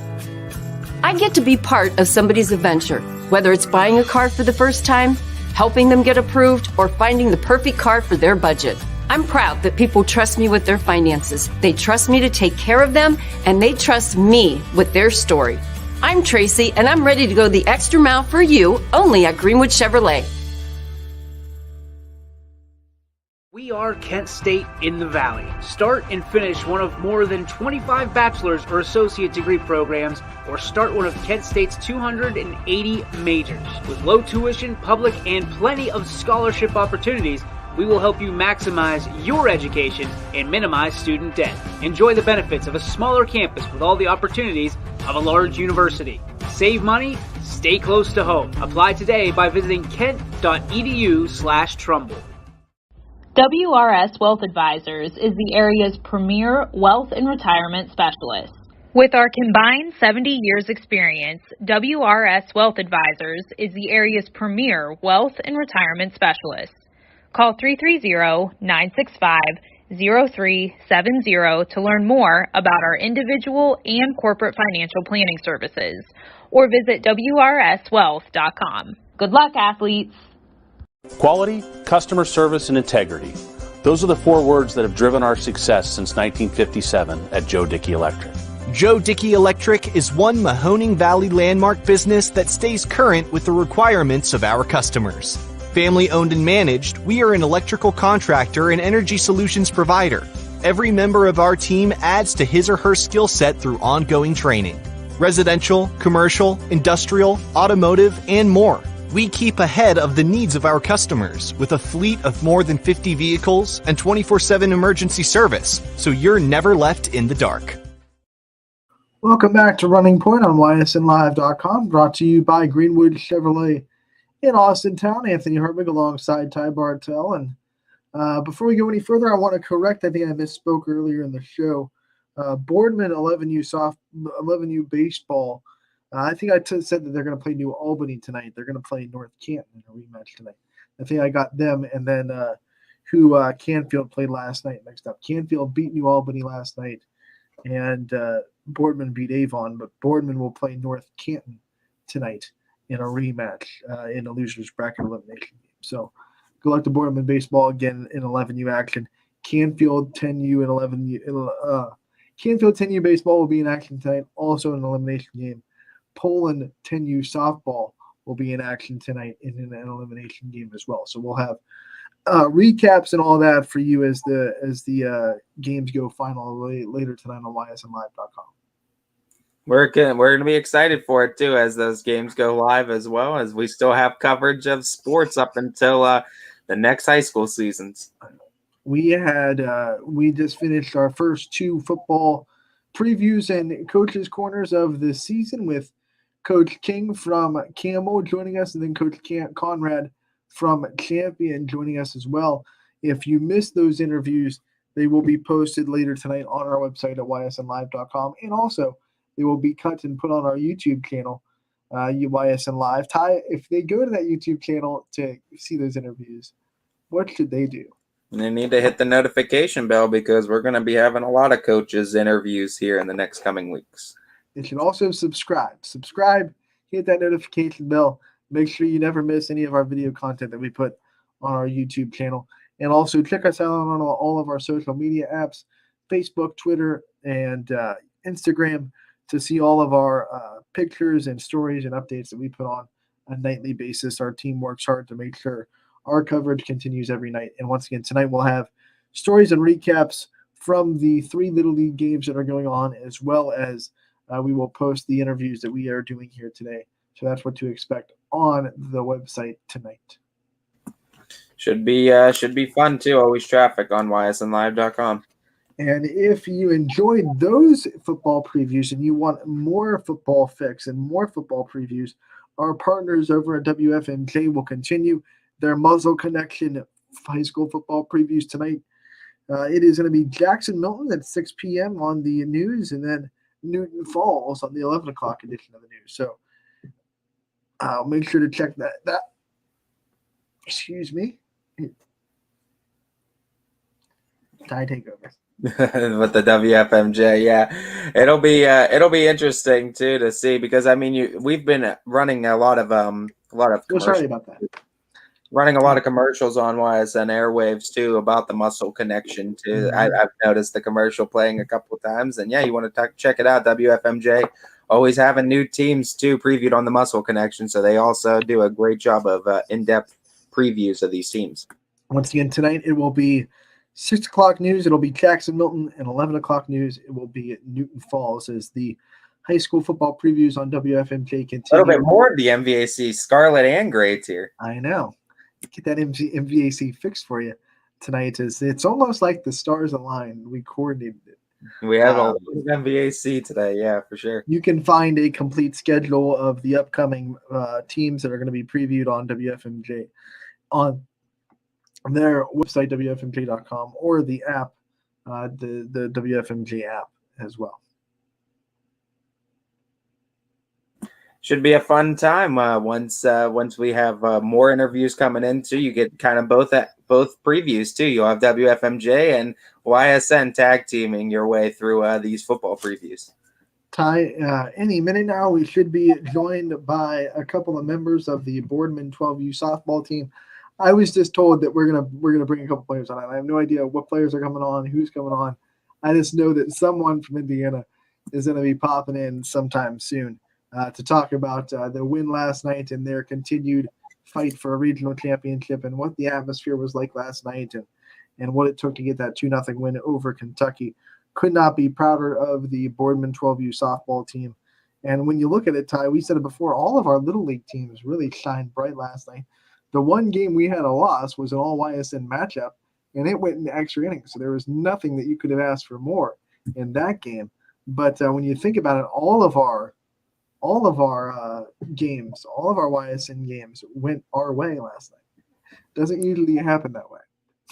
No, I mean, it's the world of sports. So, I mean, anything happens in the world. But, yeah, for the most part, except for the obviously all YSN matchup, YSN had a great night last night. And for the most part, other than that YSN matchup, they were kind of decisive wins. Boardman won 10-3. Canfield won 12-2 in baseball. So both those teams didn't really have any problems And Boardman was a thriller, which we knew it would be. Regionals, the talent level gets amped up, and you're gonna be in good close games every night. You're not gonna blow out any of these teams in regionals. But then of course the all YSN matchup went extras, and it was a 5-4 win for Austintown. And it's going to be interesting to see if Poland can get back for the 6th game in this series.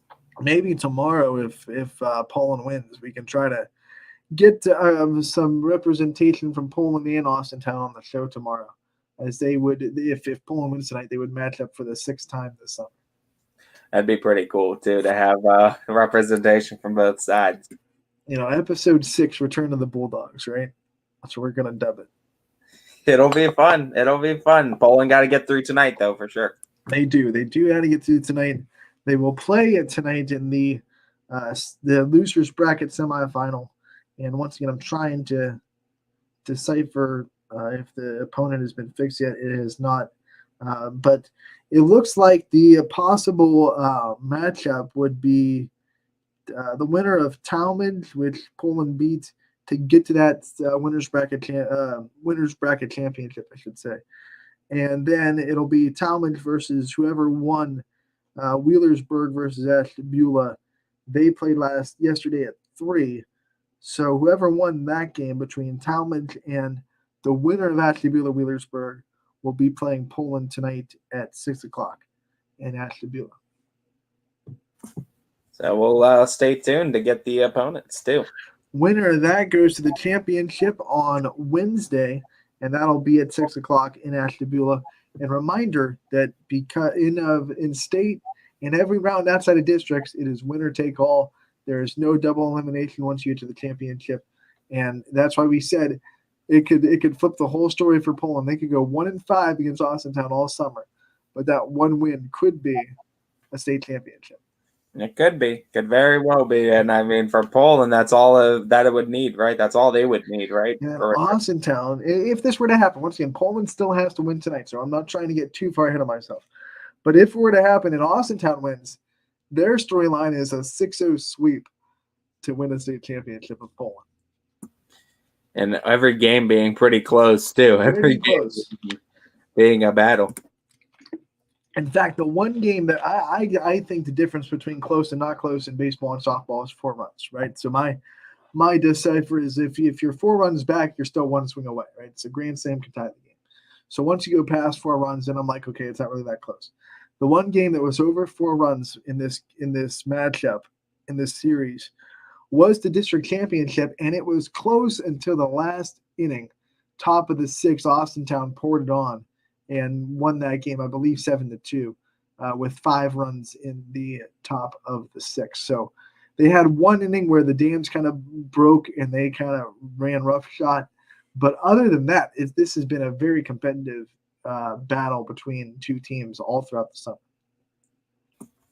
It has been, and it's been one that we've kept on coming back to, and it's been a good matchup almost every single time out, with the exception, like you said, of like an inning or 2 that would have gotten away from Poland. But I mean, this has been a good matchup and a solid one.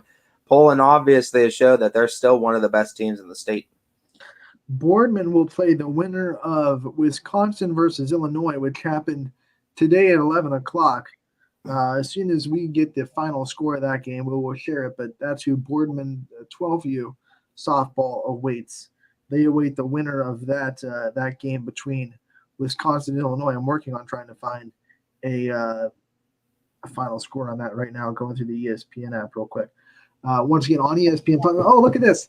While we're talking about it, we are going to be joined by a bunch of members of the Boardman 12U softball team. Looks like we got the whole squad with us today. Can we hear you? There we go. I mean, guys, how are you guys feeling after that win last night? I mean, what's the excitement level at for everyone? Really, really high. When you think about it, and we're gonna, I guess we'll pick out a player and then we'll talk to them individually. I guess we got to start with Emma Davies, the Rocket. You went up against a pitcher who also brought in a nickname last night. It was the Rocket versus the Unit, and it was a pitcher's duel, not your first. What did it take to kind of dig deep and keep this lineup from Kentucky down all night and and to get the win from your perspective in the circle? Yeah. Just tell how you felt yesterday. I felt really good. It was really fun. Some moments were very pressuring, but it's okay. At least what? I am against the stadium was really loud, and yeah, it was fun. Did you feel the nerves calm at all when the first run scored and you guys were up, or did it feel like you had more nerves after that? No, I still was really worried. I had a lot more nerves because now I had to actually hold them and pitching. So. Speaking of that first run, I want to bring Emily Swantek to the front because she was the one that kind of broke the scoreless tie and got that first RBI.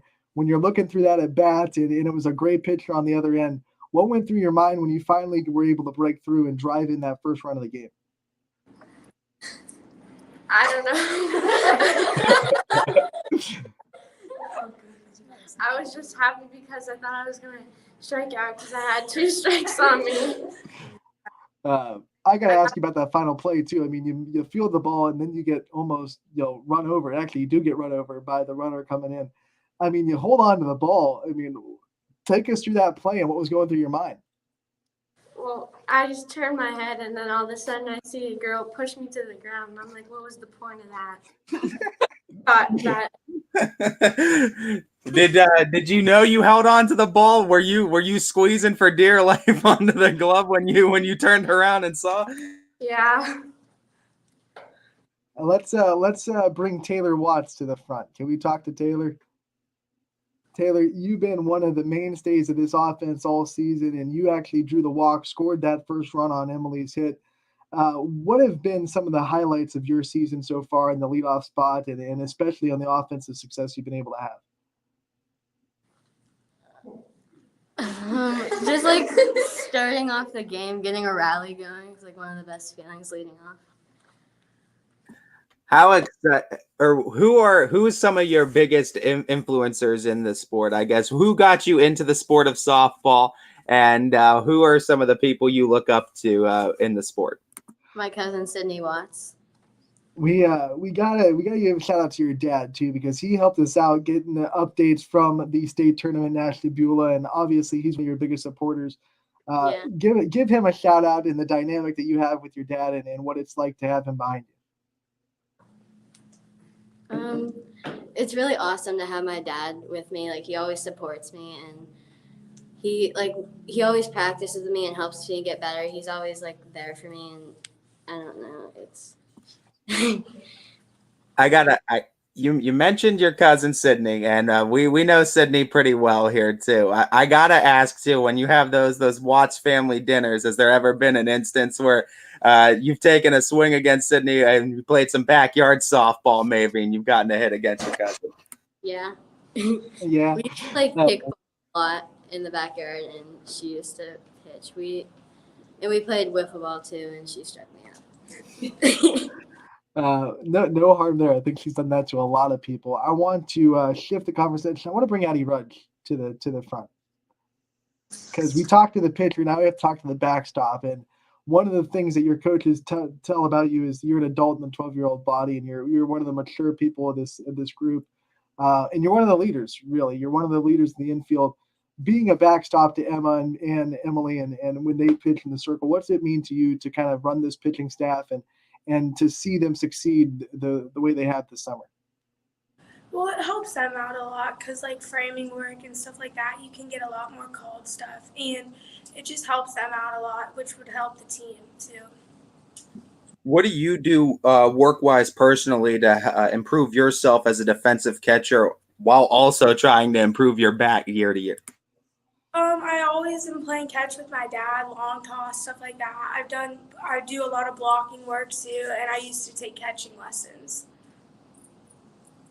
All right, so now you have a day off. What are some things that this team is doing on this day off to enjoy their time in Indiana? We're going to the mall. Yeah. We're going shopping. And then we're going axe throwing. Axe throwing. Yeah. Who's the most nervous to throw an axe, and who do you think's going to be the best at throwing the axe? Everyone's like, me. What are some shops that you guys are going to hit when you go to the mall later today? Where do you guys want to go? What stores in the mall? Like every store. Lululemon. All right, so when the mall comes, I'm sure there has to be a food court too. So what are some of your off day meals that you think you're going to put in your body?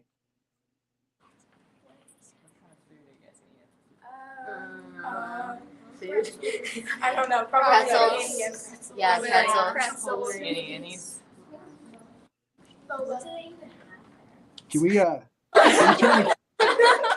Can we turn to Coach Davies real quick and get a couple thoughts on her perspective of the win last night? Oh yeah, let's turn that phone. Coach, before we let everyone go, I want to get some thoughts on your end. I mean, how proud you are of this team to take this atmosphere, being on ESPN, being on the historic field that you're not allowed to have even gum on. I mean, they take it super seriously. How proud are you of this team and being able to fight through adversity and get this win last night?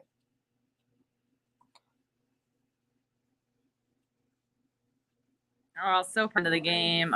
Super intense game, but super proud of the girls because they stayed strong from the beginning to the end and just did an amazing job. So it was just a great feeling. The facility is awesome. I mean, just the whole experience has been awesome so far. So. How important are these off days in between games to kind of reset the girls' mindset and get them a little bit of fun before getting into a serious competition level again? Well, we already had practice today, so we braved through a little bit of rain and we were out there.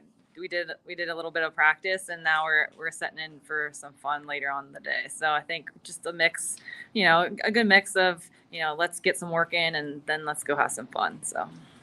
What has been your favorite part of this experience so far from the coach's perspective and being able to see this team and being able to see this team have this experience? Oh, it's so fun. I mean, everybody is just having like an amazing time. I mean, just the experience that these girls are getting is just awesome. I don't even know if they really know like how awesome it is, but it's just been so great and just couldn't ask for anything better right now. So, oh gosh, sorry. You're good. This is fun. What was your feelings too, just seeing the social media swirling from posts of Little League and ESPN, like Anthony said? I mean, these girls are now mainstream now. Honestly, they're being flooded all over the place. What does that mean to you as a coach to see that they're getting that kind of attention and that their talent is really being recognized on a grander scale now? Oh, incredible. Like literally right after the games, Little League's posting like recaps and like, all this crazy video footage from, the games. And it's just awesome to see that it's just being all over the place, spread around on social media. I mean, it's like legit. They're legit now. So it's pretty incredible. What are some keys to victory for tomorrow's game that you're pinpointing? Wait, I'm sorry. Can you repeat that again? I didn't hear it. Absolutely. What are some keys to tomorrow's game? Keys to victory for tomorrow night? Keys. I mean, I think obviously just stay focused on our goal, one game at a time, and then just we want to go out there and just set the tone for the game right away. So jump on them early, and then let the defense and everything else take care of the rest. So. All right, Coach. Girls, we were so happy that you're able to hop on today and celebrate this win for us. We're happy that you're able to come on. We wish you the best of luck tomorrow. We know that we'll be watching along with everyone here at Boardman, and we wish you the best of luck.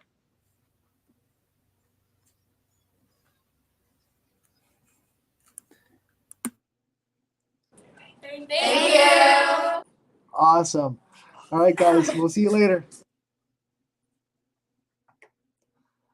I think that was really cool to get that team on and to see how much energy is in that room. And man, I'm so excited for Boardman softball. Yeah, we obviously don't want to take too much time away from them. They got their work in. They did their practice. They got to go have some fun now, get some shopping done, and just go take a look around the mall. Like you said, too, Annie Ann's pretzels, too. I'm a cinnamon sugar guy myself, too. I go for more of the sweet than the savory for pretzels. I think they said Lululemon. They're going to hit up Lululemon and then hit up Annie Ann's pretzels. So yeah, For sure. I'm But we jealous. wish the best of luck to them. It'll be the winner of Wisconsin and Illinois that they're going to be meeting too. So And from the sounds of it, they might have been dealing with some rain, so that game might not be final It- yet. We'll have to do some deep diving on that. Once again, trying to look through the ESPN app to see if I can find a final score. yeah, that's the only one we're waiting. But that should be an interesting game nonetheless too. I mean, it's all about Boardman just needing to be themselves, working on themselves too, as they represent all of Ohio. We wish them the best of luck here on YSN. We're super excited to see them. And I mean, just talking with some of these names too, like you talked about Emma Davies, you talked about Taylor Watts, you talk about Swantek. I mean, these are all names that you expect to see going forward in the It is softball. live right now, so there must have been a delay because there's no There way it's had going to to been 11 because of this rain. spot. Illinois has a 5-1 lead over Wisconsin. It looks like can't tell who's batting. It looks like Wisconsin's batting in the bottom of the fourth. Bases loaded, one out. No, actually, Illinois was batting. They just scored another run, so it's 6-1 Illinois now in that game. Once again, Boardman plays the winner of Illinois versus Wisconsin. Bottom of the fourth inning, Illinois with a pretty commanding 6-1 lead, but we know in Little League, no lead is safe. No lead is safe at all. You're absolutely right, and so we'll stay tuned to that one. But Illinois right now with a lead against Wisconsin. I think Wisconsin is, unfortunately for them, hearing the bugaboos of being the one team that has an off day. They have to play a team that just got off a win, having all the momentum, and Wisconsin had to wait for a bye, so they had to wait for the winner of Illinois versus. I think they played Indiana. I think it was Illinois, Indiana. But anyway, they had to wait for that winner. So all of a sudden, Illinois comes in with momentum. Wisconsin maybe a little bit rusty. So it's tough. It's tough, Especially in softball. It is tough. So we'll keep an eye on that game as it progresses, and then we'll let everyone know as soon as it goes final who Boardman will have as their opponent tomorrow. And tomorrow we'll talk about that game and see. I'll probably dive into a scouting report for my heart's desire and nothing else from whoever wins this game, and get the community ready for what to expect from probably Illinois. I assume Illinois, maybe Illinois. You never want to speak too soon, but 6-1 the fourth is a pretty commanding lead. 2 more at bats for Wisconsin, as long as this game doesn't get too out of hand. So we'll see, and that'll be tomorrow. Boardman versus the winner of this one in Little League regional softball action. Also going on tonight, Ty, we have Poland 10U softball will be in action in the losers bracket. We have Canfield 10U baseball that will be in action in the losers bracket game, and Boardman 11U baseball will be in action in a losers bracket game as well. So 3 Little League opponents fighting for their lives in a state tournament, and we wish everyone there the best of luck. We absolutely do, and make Ohio proud, Boardman. You already have, but hey, let's keep this train rolling. Let's go. Also going on tonight, Ty, the only game on the network and the only show in town as far as YSN's live coverage is concerned. The Mahoning Valley Scrappers are home again against Frederick, and that game starts at 7:05. Richie Giuliano will have the call. Peppers and Oils night was last night, and we enjoyed that night like we do every night. And tonight is going to be Tops Tuesday, so the first 1,000 fans receive a Tops card pack, and it'll also be Senior Tuesday, half price for our senior citizens over 55. We're excited. Others Scrappers always have great nights too, great events and great nights at the ballpark that you can take advantage of. Excuse me.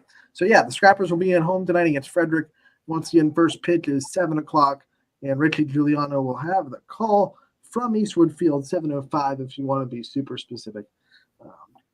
As they continue their homestand in the next, they started it last weekend. So starting on Friday, it was 12 out of the next 15 at home. So they will be home tomorrow as well, be away on the weekend, and be back next week for 6 games. So you got to take advantage. Get to the Scrappers while you still can, while they still got some home games left in the season. And since I'm having respiratory issues, apparently, I think it's a good time to sign off. We'll be back on Running Point tomorrow with recaps of everything that happens tonight, both Mahoning Valley Scrappers and our Little League action. And we'll also have Brian Tolnar and a lot of other fun on tomorrow's episode of Running Point, brought to you by Greenwood Chevrolet in Austintown. Everybody have a fun evening. Casual Sports Podcast coming up next from